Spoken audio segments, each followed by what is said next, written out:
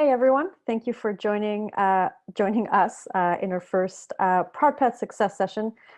This session is going to be about team collaboration best practices. So what are ProdPad success sessions or product success? That is a very complicated word to say, and now I know why Emma has been struggling with it for days. In any case, every month we're going to focus on a different topic, a different area. It's going to be everything around setup and implementation, best practices, and functionality for you guys. Next slide, Emma, if you're there. Awesome, thank you. You guys will notice that there's a raise your hand option in your Zoom settings. So if you want to ask a question, please do so. The whole purpose here is that this is meant to be an interactive session for all of us. So if at any point you want to jump in, give a comment, ask a question, hit the raise your hand, I'll unmute you. If you're too shy about talking, because this session is being recorded, that's okay. You can also pop in your question in the Q&A section or in the chat. I will be monitoring this for Emma.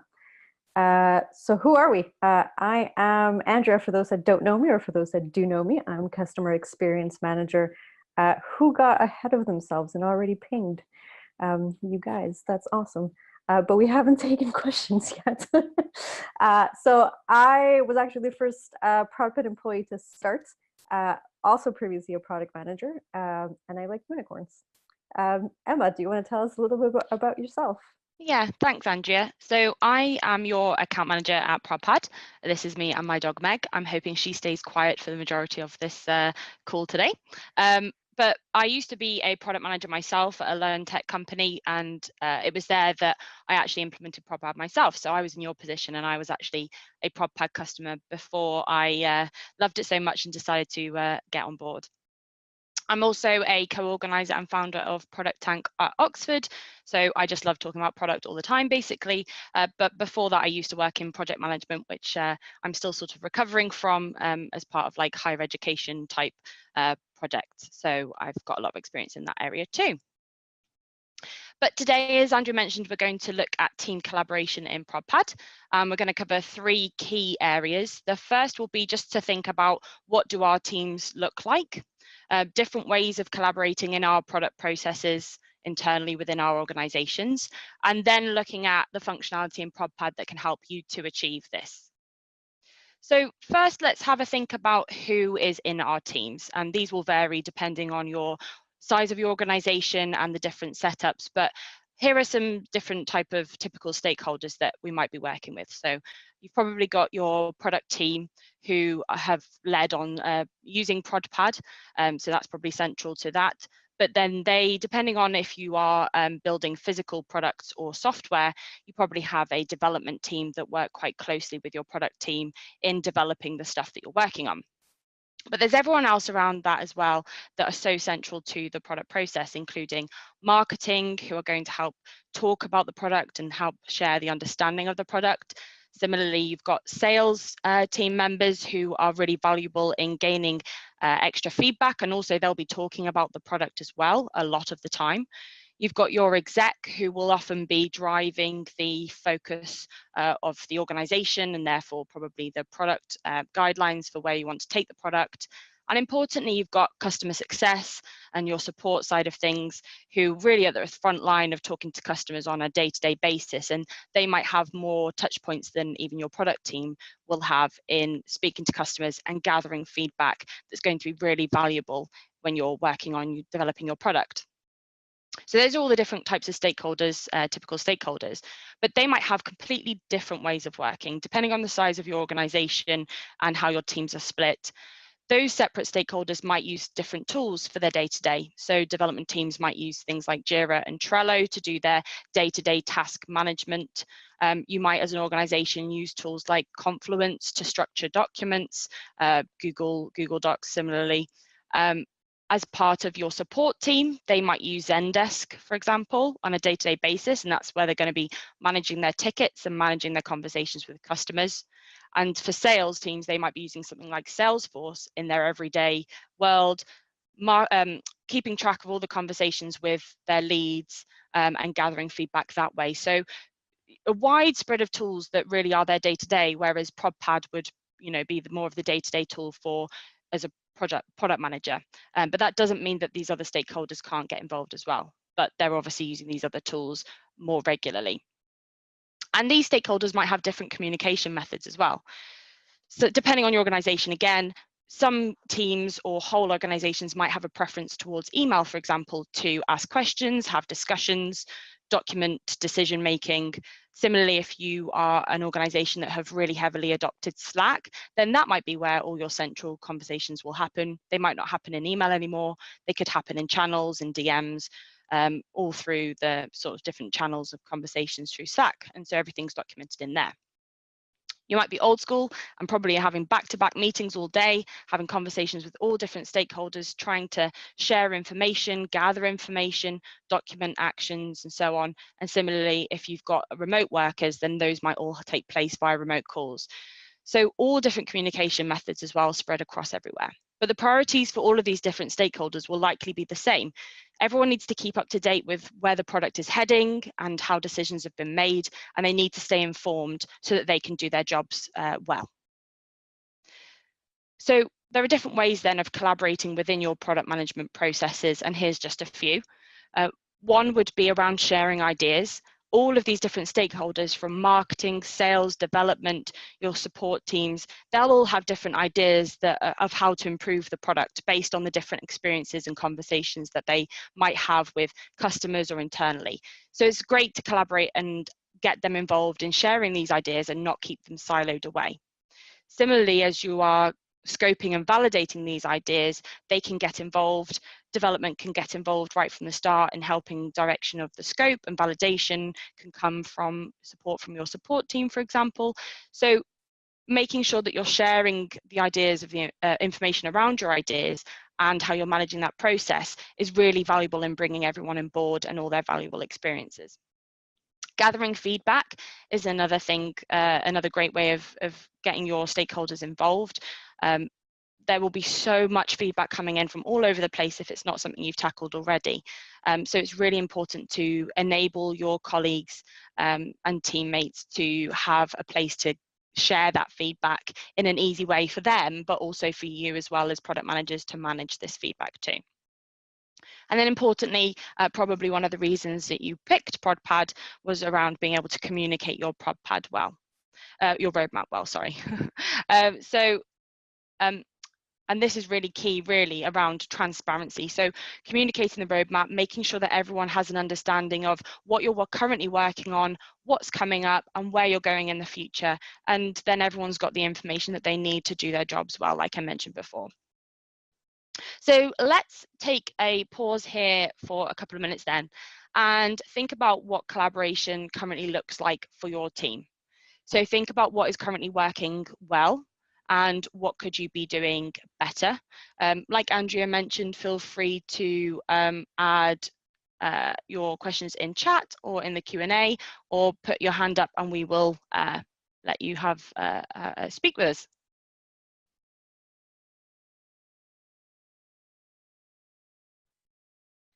I'm wondering who's going to be the first one to raise their hand. Don't be shy, you guys. Please do talk to us. This is for you, so we can understand what's working. Hey, Philip. All right, I'm going to unmute you. Hey guys. So I think for what's working well and where I'm working at the moment is I mean, we have a roadmap and it's been updated by our product owners. But what we're struggling with and what we could be doing better is how to use it as like a facilitation tool, I guess, to try and get alignment. So this is something that I guess we could be doing better. Thank you, Philip. That's really good point. I think a lot of customers that I speak to are trying to use ProdPad as a way of sort of unifying teams and sort of centralizing that facilitation of all the different aspects of everyone's jobs and managing that process in ProdPad. So we'll come to a couple of different ways you can do that later. But obviously, if you have any follow-up questions after we've given you some tips, then do let us know. I'll give a short example from my one of my previous organizations of something that when we were thinking about introducing ProdPad, something that was working well was we were having conversations and we were making decisions, but it wasn't very transparent.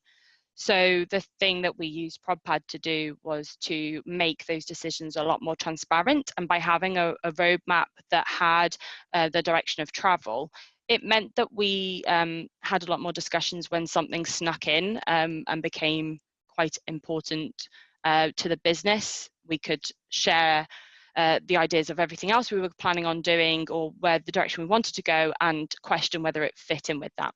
So that is just an example from my previous experiences. We just got a question from Josh saying, we have a lot of different product managers in different locations with different product lines. Some are using ProdPad and others are not. There is no consistency in terms of how things go, in terms of personas and themes and objectives, etc. And it's just generally a mess. Oh, I'm sorry, Josh. How do we get consistency in the product management team to start with and collaborate on shared items like personas, for example? Yeah, it's such a tricky one, especially if you've got quite a large product setup and lots of different teams in different locations doing things in different ways, but you're trying to move towards a sort of a unified approach. Something I've seen with other customers is that they will start small and sort of break out where they want to go with their product management processes, identify how everyone is doing things differently, and maybe then have discussions around the sort of best approach or the agreed approach moving forward. So things like personas, agreeing what a persona is like, the different breakdown of how you're going to present that. And obviously, if you do manage to get them all using ProdPad, then there is that template for them to use. But it's just about getting them together and trying to agree things. It is quite daunting because there's so many different pieces. So how you're gathering feedback from customers, from internal stakeholders, translating those into ideas and then onto your roadmap. But if you start with maybe the biggest pain point and break that down into the different ways you're doing it, and then have a discussion around the agreed approach moving forward, then that might be a good start. But it's a common issue, especially for the bigger, more disparate teams. But hopefully, when we talk through some of the tips, maybe you could pick one of those as one of the places to start. I was just going to add to that really quickly and say, I think one of the reasons people don't want to use another tool, it's because people have to use another tool, if that makes sense.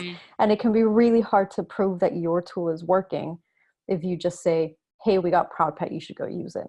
So I think if you go to them with a little bit of proof around how it's helped you. So if you have personas that are working and those personas are linked to ideas and you've managed to get those ideas into development and you can sort of prove how that whole process has worked for you, then they're more likely to then want to try it for themselves. Absolutely. Cool. Does anyone have anything more they want to add at this point, or shall we move on? I want to give a couple seconds to see if anyone jumps on. If not, Emma, I think you can move on. Cool.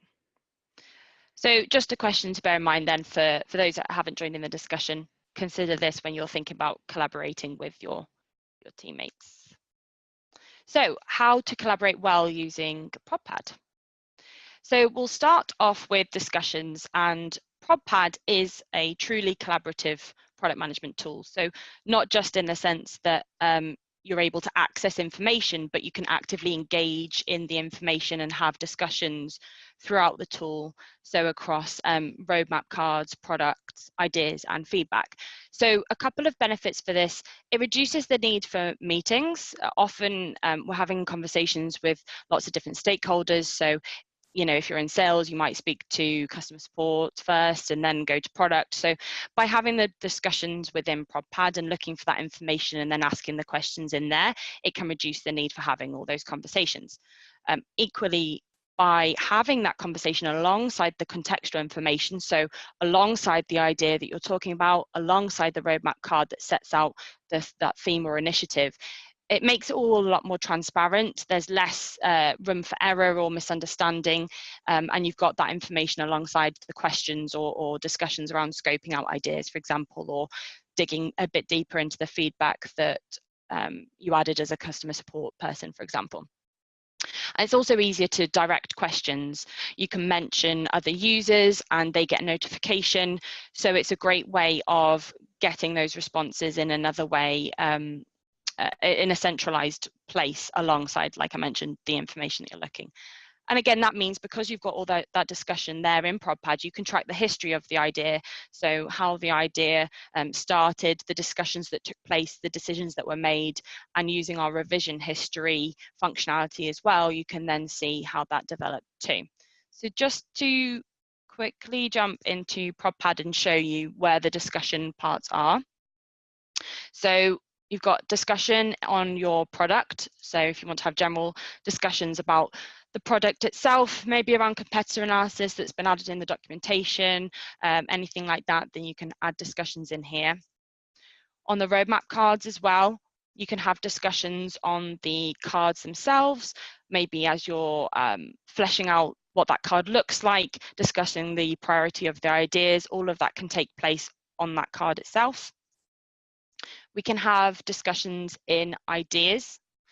Again, so as I mentioned, you've got all the contextual information, you can see the feedback and all the attributes that that idea has, and as reviewers, you're also able to vote on these ideas and add extra information, either why you think this is a good idea, or if you want to have a bit more information, say if you were the product manager and you wanted a bit more context, if a colleague had added this idea, you can then ask them for more information, ask them to scope it out a bit more. So really discussions are just a place to have those discussions that might take place in meetings, for example, but keep it all in one place and trackable. The revision history that I mentioned, this is on the idea, so you can see what's taken place and what changes have been made to that idea. And then finally, we've also got discussions on feedback.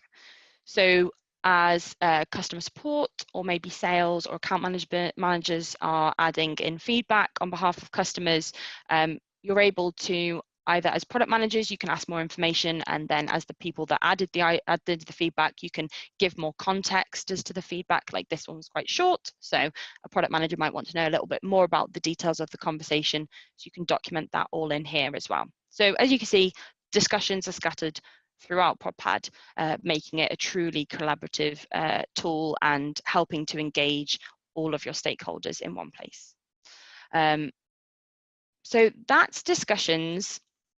Before we move on, does anyone have any questions about discussions or want to share how they've been using discussions at the moment?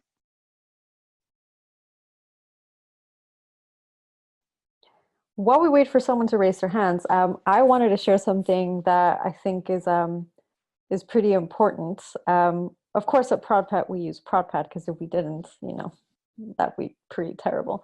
But just last week, I actually took the time to nurture our own backlog. So I don't know if you guys know this, but we actually have two separate products. One which we call Business Ops, and another which is for ProdPad, the actual app. And Simon, our CPO, is responsible for the main backlog for the application. But you know, the rest of the team is responsible for what we call Business Ops. And I pretty much went through the entire backlog, actually both backlogs, and I just pinged everyone and said, this doesn't have information. What is this? Can we link this to this idea? We've done this. Can we archive this? And I blasted people with about 25 emails, and then logged in yesterday after the long weekend here in the UK, and I had about 50 new discussions. And I'm like, what happened? And I realized, you know, of course our own team is engaging back and so they're answering, and we actually managed to get through, you know, quite a few issues and quite a few ideas that had just been sitting there for a while, and they've now been updated and they're moving through this pipeline. So it kind of goes without saying, I know, you know, it seems pretty obvious, but if you're not triaging your backlog or you're not nurturing your backlog, those conversations are never going to happen, and those items are never going to move forward. And I'm really thankful that I logged in. About 10 of those emails were from Emma. So. Discussions works, people. They really do. And when they don't work, it's because people are not answering you. So as another example, one of our developers added a piece of feedback, and I've asked her 3 times to tell me, you know, what she meant, and she hasn't answered me. So I don't know what to do with it. So you know, discussions are important, and if people aren't engaging with you, you have to try to push a little bit. So my next step, if she doesn't answer me, is I'm going to, you know, tap her on the shoulder and be like, hey, you know, could you please tell me what you meant? Because otherwise I'm just going to archive it. And that's actually a really important point, I think, when I'm talking with customers that are struggling to get engagement. Often we forget that when you're introducing a new tool, you have to kind of train behavior a little bit. So especially if you're a product manager and you're responsible for, or even not, you could be responsible for the feedback side of things. You might not necessarily be the product manager, but if you're trying to get people to use ProdPad, you need to remind them that it exists. So by using things like discussions and mentioning people, they will remember that it's there. Or even if, like Andrew's mentioning, if someone's not getting it, and going and reminding them that it's there and to go to it, it's just adding it into their workflow and bring it in, reminding them that it's there and that it's beneficial to them, and then it'll become part of their habits, of part of the work, and that they need to go back and review it, or add their feedback or whatever. So moving on then to email Dropbox, which you probably will have seen from some of the information we've been sharing around it, so I won't dwell on this too much unless anyone's got specific questions. But we do have the ability to set up an email Dropbox for your ProdPad account, which is quite straightforward. It's just idea plus the account name for your ProdPad account at prodpad.com. And this is great for if you're getting a lot of emails, if you're quite an email oriented company, or maybe some of your teammates are or colleagues are, and you're a product manager and you're getting these emails, you can just forward those emails on to ProdPad, and then they will appear in your ideas backlog, and you can then manage them through that flow. Even better, if your colleagues are in that habit of sending emails when they've got ideas, you could just share this email Dropbox with them and then get them to email it straight into ProdPad. So again, it's just thinking about how your different colleagues work, and thinking about how you work and how you want to get information into ProdPad, and choosing the right way to do that. So email Dropbox is a great way of doing that. When new ideas come into ProdPad via the email Dropbox, they'll always come in as unsorted, as all new ideas do, so that the product managers or product owners, whoever is responsible for reviewing those unsorted ideas, knows that these are new in and they haven't been reviewed, and they need to have an initial review before they're moved into the ideas workflow and into your backlog. I was going to say, just as a little pro tip, the subject would be the idea title, and the email body would be the actual description. So pretty easy to use. That's a good tip. So if no one's got any questions on that one, then we'll move on to ideas workflow, which I just mentioned. And this is what I feel is a really key part of ProdPad. So if you haven't either had a look at the ideas workflow and had a look at what the ideas look like in there, or if you haven't set up the ideas workflow, then listen up. So the ideas workflow, I'll just show you briefly actually, so that you know what I'm talking about. So this is the ideas workflow. So it's another view of your ideas backlog, and it shows the ideas workflow, the ideation process for your organization. We do have default headers within ProdPad, but it's really important that you review these as an organization and sense check that they make sense for your own internal process, because this is how everyone can understand the stage of an idea and where it's at. So this area is really important because it shows the transparent process for all of your ideas. As I mentioned, you're going to define what that looks like and document that process, and then everyone can see the status of those ideas and track it through. So essentially, there's no skipping the queue, which I'm sure we've all suffered from at some point, feeling like things just jump in and it's not clear why. But by having this process set out, even if things do need to skip the queue, for whatever reason, financial or important customers or whatever, it empowers you as product managers, the product managers of you out there, to focus on the questioning side of things. So if this is coming through, you can look at the ideas workflow and show, well, you know, this is the status of all these other ideas. This, you're now saying that, actually, let's use this as an example. So say if someone had come to you and said this, you know, one really important customer wants the landlord listing, and it's still in discovery, but we need it now. you can then talk them through, well, you know, we haven't even gone through the next process yet. It's not ready for development. We're currently looking at search on description. That's also important for these other reasons. You've got impact and effort score and these ideas. So you can start having more of those conversations around questioning why, so that these ideas can't really skip the queue. It also enables everyone within the organization to easily see the status of the ideas. So if you're a product manager, you don't need to necessarily have all those questions asking either from sales or feedback, asking where the status of an idea is. And equally, if you are one of those stakeholders that is from sales or support or marketing, for example, you can easily see what's coming your way. You could even have a column that's around when it gets sent to marketing, when marketing need to get prepped for it. So everyone can see the status of an idea. And because you can then, from this view, if you're on Essential Plus plans, you have unlimited reviewers. So all of your internal stakeholders can then come in, and if you were a salesperson, for example, you knew you had a customer call coming up and they'd mentioned before they really wanted this landlord listing, you could then click into it, see what the status is. I mean, this looks dire because there's no information even in there. So then you would be able to mention the product manager, for example, and ask them maybe more information. So it just brings all that information to the surface so that everyone has access to it. It's all really accessible and transparent for everybody. So that's the ideas workflow, which is my personal favorite. I think my thing I think is really important. Does anyone have any questions or want to share what they've done with the ideas workflow? Has anyone actually reviewed those default headings and implemented their own workflow, and how has it worked out for you?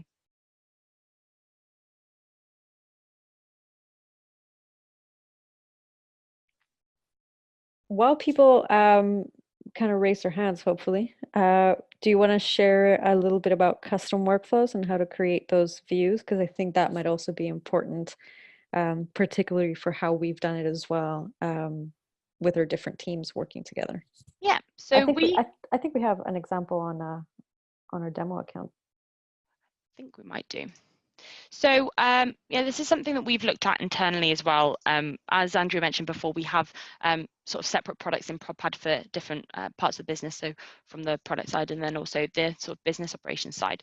So what we actually have done is created a shared filter, which has only the workflows that we need.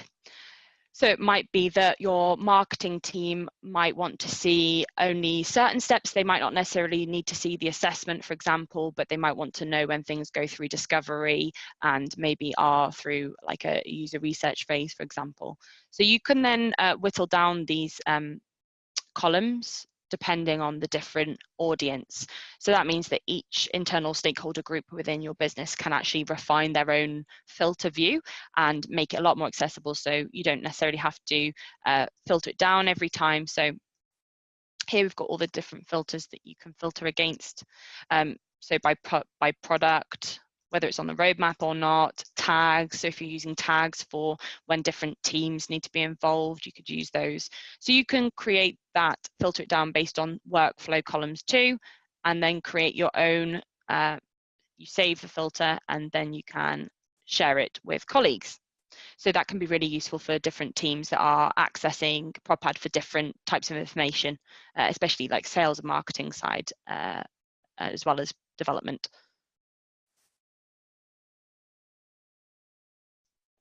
Does anyone want to jump in with any comments or questions or thoughts? Yay, Philip. Yeah, I was just with the whole workflow idea, I was struggling to try and work out how it relates to, say, like a traditional backlog in Jira. Like, are you proposing that more of the backlog should be moved to this tool because it's more transparent and easier for people to see, or Yeah. like, yeah, how does that work? Because at the moment, the team very well, we kind of got a decent backlog and we're refining that and stuff like that. So I was wondering any kind of best practice or what your customers are, how your customers are handling this sort of question.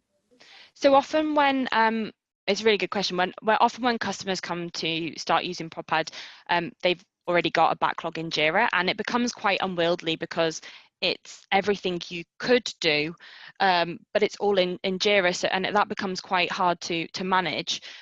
So that's part of the point of ProdPad, is that you can then make it so that Jira is focused on the things that have been scoped out and are ready for development to work on, and that's for tracking their output. But ProdPad can take care of managing those ideas when they're not ready yet. They maybe have just been thought of, they could just be a sentence, an idea, and you can then manage them through this workflow in ProdPad, and at a certain stage it will be ready for development, and you would then push it to Jira. And what you can then do is map the status of Jira, status of tickets in Jira, to the ideas in ProdPad, so that they will automatically move through this workflow. So this workflow really is a more holistic view of ideas, whereas before, if you've just using your Jira backlog, it's mainly looking at that development flow. An idea sort of just is, and then it goes into that development flow.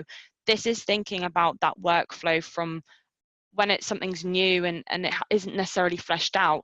What are the steps of that validation for you as an organization that you go through, whether it be priority scoring, design, scoping, having a sprint planning meeting and deciding the priority of things before they're pushed to Jira and have tickets created.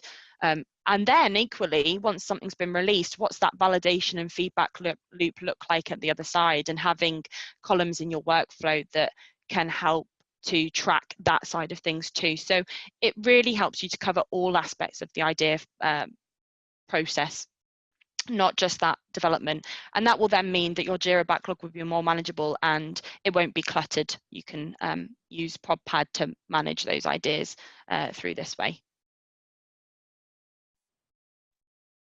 I was just going to jump in and say as well, it's completely normal and actually recommended that you have one development backlog, which will include things like bugs, things that are already in development, stuff like that. And like Emma said, a separate backlog, which highlights what that process looks like before something makes it to development. So try to keep those separate. Have your strategy and your execution separate, but still have that connection, which we offer here. As you can see, once items get synced with Jira, you can still keep an eye on them.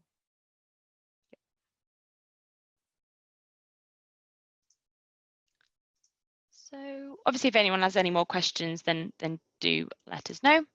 But talking about integrations, that led me on nicely, thank you, Philip, to integrations. I'm not going to dwell too much on the specifics of integrations unless anyone's got particular questions, but integrations really goes back to what I mentioned at the start of how are you going to bring ProdPad and your product processes into the flow of work of your colleagues.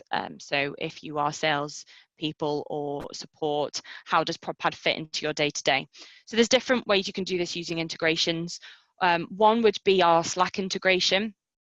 So if you are a company that heavily uses Slack and you're having a lot of conversations around ideas will be coming to the surface in Slack, then you can use the Slack integration to allow anyone within the company to share ideas and feedback. So they would just use a Slack command and then a new idea or feedback would be created in ProdPad. Similarly, you can search ideas and vote on those. So it brings it more into that the other place where the conversations happen, and then people also will be reminded that ProdPad exists and it's got this wealth of information that you can go and find things out of.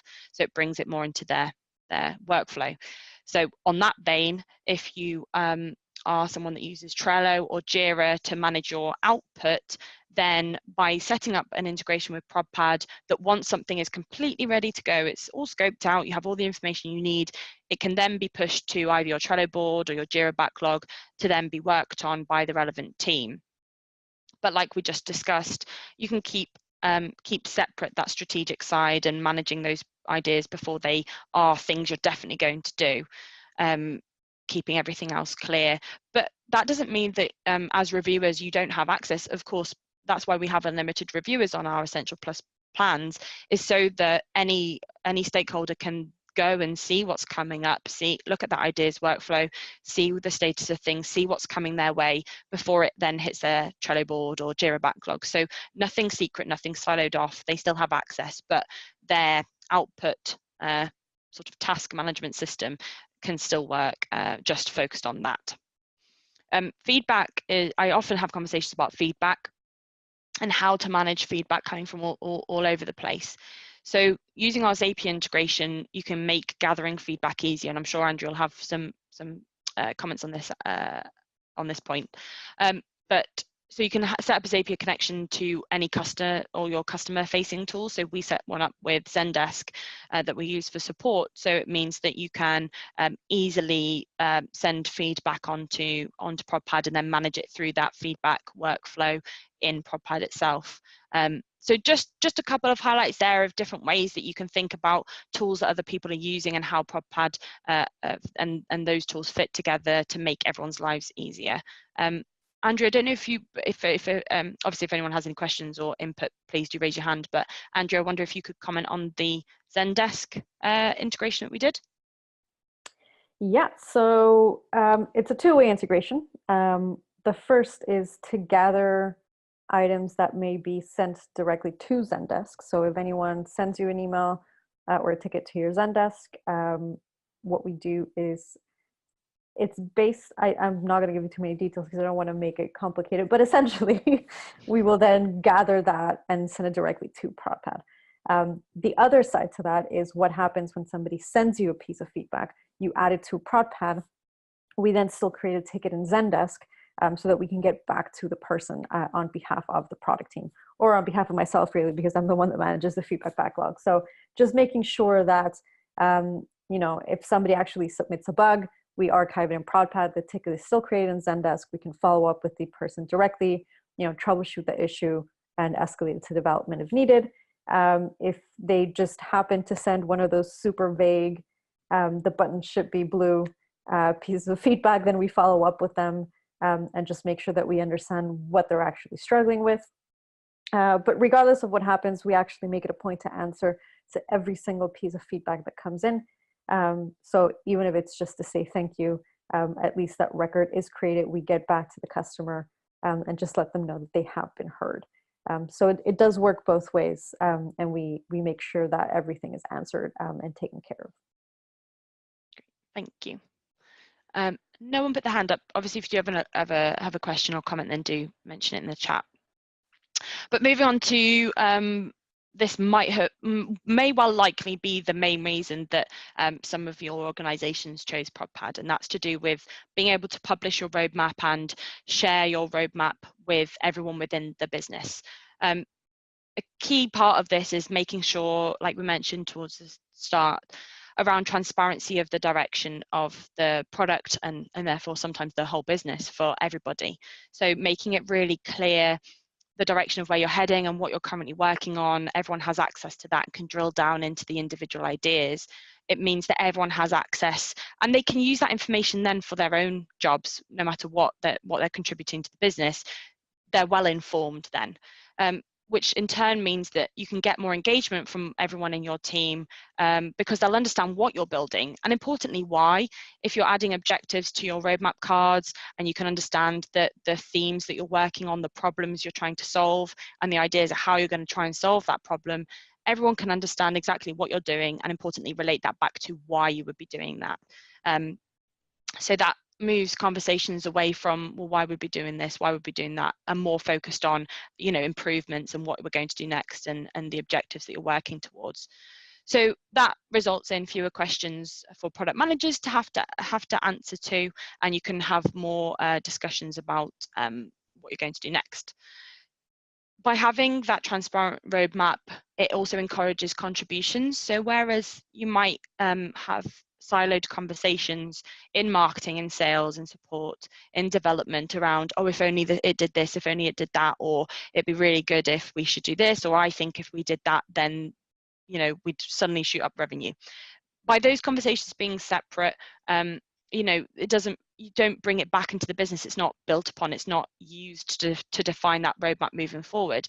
But if you've got a transparent roadmap and you can use those discussions and you can share those thoughts, it means that everyone's it's more accessible, it's more transparent, everyone will feel more like they're able to contribute and share their experience and feedback around what would make the product great. And equally, kind of with the ideas workflow as well, it enables an understanding of how decisions are made. So you're clarifying the process that you're working through. So all of this really is shown on your roadmap. You've got your time horizons of now, next, and later, or however your organization has decided to use the terminology for these. But the basic principle is always the same. You always understand that in the now column, these are things you're currently working on. The next are things that are going to be coming up. So they're things to be aware of. And then the later column will be those things that you think are going to be a priority, but they're probably a bit fuzzy and you're not necessarily sure of all the ideas. But by focusing on the themes, the problems to be solved, so those are the roadmap cards themselves, relating them back to the objectives, you're always focused on the problems that you're solving and the objectives you're trying to meet, rather than just being attached to certain solutions that you decided 6 months ago and you're going to do blindly. By working with this kind of roadmap, you're able to be more strategic about it. And that means that all your stakeholders, everyone on the team, has an understanding of this agile approach and the fact that priorities can change, but they can still understand by reading this roadmap about the objectives that this homepage redesign is going to meet, and they can see on integrations that we think that this is going to have high impact, but it's also probably going to be high effort. So that's why it's in the next column and not necessarily something we're going to be doing now. So they can get access to all this information easily. So probably one that you've all thought about at some point or had access to, hopefully, at some point. But if anyone's got any questions or points they'd like to share around how you've been sharing your roadmap internally, then please do raise your hand, or I'll add a comment in the chat.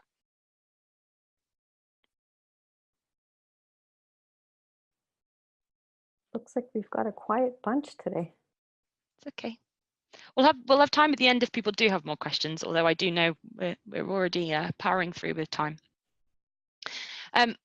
Final top tip then, the feedback portal, which obviously if you've already had a look at the customer feedback portal, or if you're aware that we have a customer feedback portal, it's, as the name suggests, it's a way of gathering feedback from your customers. But something you might not have thought of before is actually another way of collaborating internally as well, and getting engagement internally.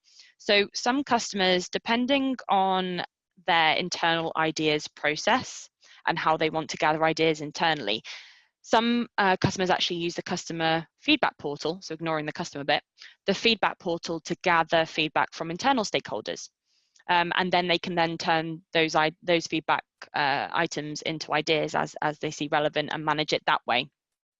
This approach might also be useful if you're building an internal product as well, because obviously if it's an internal product, then your teammates, your colleagues will be your users as well. So the customer feedback portal is a great way to do this. Just to show you what that looks like, this is our feedback portal that's embedded on our website. But you're able to collect their details and their feedback suggestion. And you're also able to highlight existing ideas in the backlog that you want to gather feedback on. And these actually reorder when the page is refreshed or when the page is landed on again. And again, if they wanted the default rules to customize workflow, then they can give they're faced with the same form basically, so they can give their details, share a bit more feedback as to why they would like that idea. So then instead of your colleagues or as colleagues adding ideas in unsorted column, they'd actually come in as feedback and go in unsorted there, and then you could just manage that process like you would other pieces of feedback. So review the piece of feedback, add any important attributes, change it to the backlog, and importantly add it to an idea. So either you can add it to an existing idea or create a new idea off the back of it, but then this then ties into, I didn't click yes.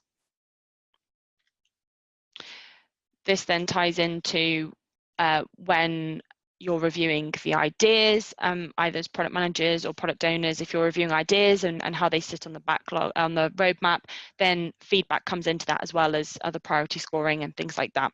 So you can then review how many pieces of feedback. So you could manage internal feedback in this way, and turn those into ideas, rather than allowing internal stakeholders to just share ideas. So if you haven't been gathering ideas from internal stakeholders, you're wondering how, you're not too sure about opening the floodworks, then using the feedback tool could be a way of getting started with that. So those were the key areas that we wanted to talk through with you all today around team collaboration. Hopefully that's given you some ideas based on some of the reasons that you have signed up for this session today. Hopefully it's giving you food for thought.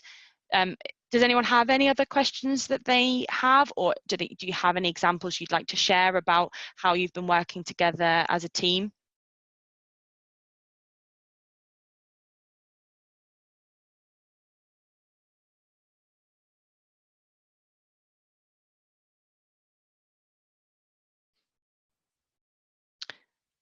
I think that's probably no. I feel like I should sing some background music while we wait. Well, I do hope. Oh,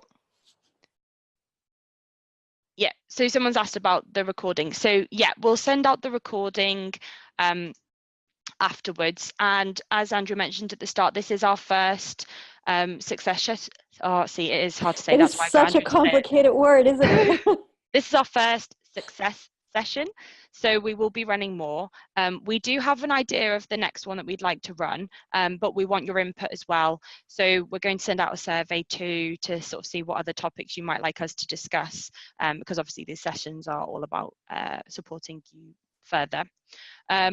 We obviously have talked about a lot. All of this information will be on our help center. We'll also share that link in the follow-up emails too. I am your account manager. Andrea's here as customer experience manager. So do reach out. You know, we've got PP Talk in Slack community. And we call it PP Talk internally. Oh, do we? So for those that don't know, PP Talk stands for ProdPad Talk, and I realized that PP Talk is our internal word. But we do have a Slack community is what we meant, or PP Talk if you just want to use your own internal slang. We do have a question that just came in. We internally use feedback tool to tie customer feedback to ideas that already exist to make it easier for PMs to prioritize an idea. Yes, that is fantastic. That's what you should be doing.